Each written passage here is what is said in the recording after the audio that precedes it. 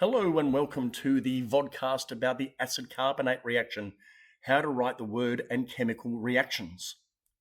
Okay, so first we'll start with the rule, which is acid plus metal carbonate gives us salt plus carbon dioxide plus water. We'll run through the acids again. There is hydrochloric, which is HCl. When dissolved in water, it turns into hydrogen and chloride ions. The salt made is a chloride. Nitric acid is HNO3.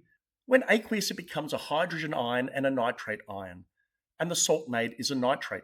Sulfuric acid is H2SO4. When dissolved in water, it forms 2H plus and SO4 2-, and the salt made is a sulfate. Phosphoric acid is H3PO4, and when aqueous, it forms 3 hydrogen ions and a phosphate ion, and therefore the salt made is a phosphate. The steps to writing the reactions. First, we write out the reactants, which are the things that react. Then we draw the arrow to represent the reaction, and then we write out the products in word form. The salt formed is the cation from the metal carbonate and the anion from the acid, plus carbon dioxide plus water.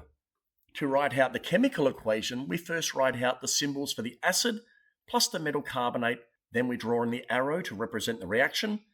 Then we write out the symbols for the products. The salt is formed from the metal in the metal carbonate and the anion from the acid, plus carbon dioxide, which is CO2, plus water, which is H2O. Then we balance the equation by changing the coefficients. The test for carbon dioxide is bubbling the gas through lime water, and if carbon dioxide is present, then the lime water will turn milky or cloudy. Okay, so let's do an example. What products are made when we react phosphoric acid and calcium carbonate? So let's remember the rule. Acid plus metal carbonate gives us salt plus carbon dioxide plus water. Now we apply that rule for the word equation.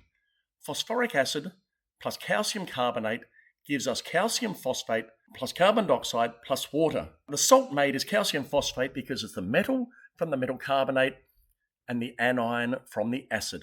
So the metal is calcium and the anion is phosphate. We put them together to make calcium phosphate. Now we write the chemical equation. Phosphoric acid is H3PO4, and in brackets we put AQ, which means dissolved in water, plus calcium carbonate, which is CaCO3.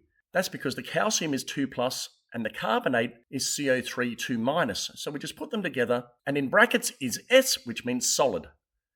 Then the arrow for the reaction. The equation for calcium phosphate is Ca3 bracket PO4 bracket 2. The reason for that is calcium is 2+, phosphate is 3-, and so the 3 comes down from the phosphate and the 2 goes down from the calcium, so it becomes Ca3 PO4 2. Plus carbon dioxide, and in brackets that's a gas, plus H2O, which is a liquid. The calcium phosphate would be aqueous, which means dissolved in water.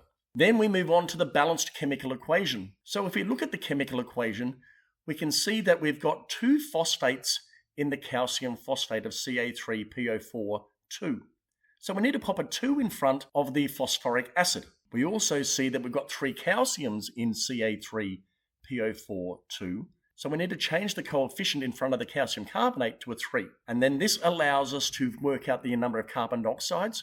So it becomes 3 carbon dioxides because there's 3 carbons. And there are 3 waters because 2 times 3 in the phosphoric acid is 6. And for water, there is 6 hydrogens as well. So now it's balanced. Thank you for listening. I hope you found it informative and helpful. Like and subscribe if you like, and I'll catch you later. Bye now.